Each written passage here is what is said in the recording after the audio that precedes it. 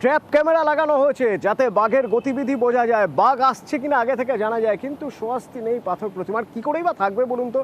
সন্ধ্যা নামার পর কেউ বাড়ি থেকে বেরোতে পারেন না ভয়ে, এবং যখন তখন বাঘের গর্জন শোনা যাচ্ছে। সাত সকালে উঠা হয়তো দেখছেন কোথাও বাঘের পায়ের ছাপ। টেনশন তো হবেই। তো এই টেনশন কাটাতে কি করা উচিত, কি করছে বন দপ্তর? আমাদের সঙ্গে রয়েছেন প্রতিনিধি বিশ্বজিৎ, বলতে পারবেন বিশ্বজিৎ? হ্যাঁ, দেখো, ট্র্যাপ ক্যামেরা লাগানো হয়েছে কিন্তু বাঘ মামার কিন্তু কোনোভাবেই দেখা মেলেনি।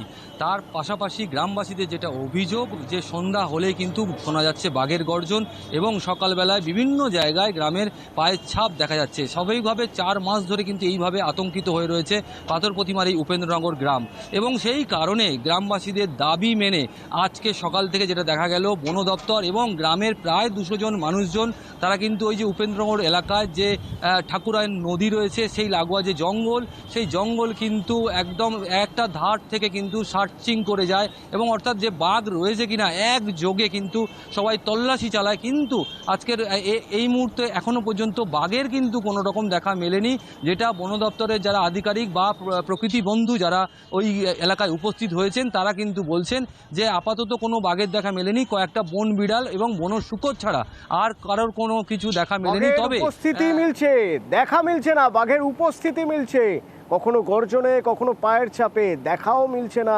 টেনশন তো বাড়বেই, আতঙ্ক তো হবেই। ডিএফও কি বলছেন? গ্রামবাসীদের সাথে একটা মিটিং হয়েছিল, সেখানে তাদের কিছু দাবি ছিল যে আমরা ওখানে ট্র্যাপ ক্যামেরায় কিছু পাইনি বাঘের ওখানে অস্তিত্ব, কিন্তু তাও তাদের একটা ইয়ে ছিল যে না এখানে বাঘ আছে। তো সেটাই ভেরিফাই করার জন্য আজকে ওখানে মানে আমাদের পিআরটি টিম, স্টাফ আর পঞ্চায়েতের প্রধানও ওখানে উপস্থিত আছেন। সবার প্রেজেন্সে একটা সার্চ অপারেশন করা হচ্ছে।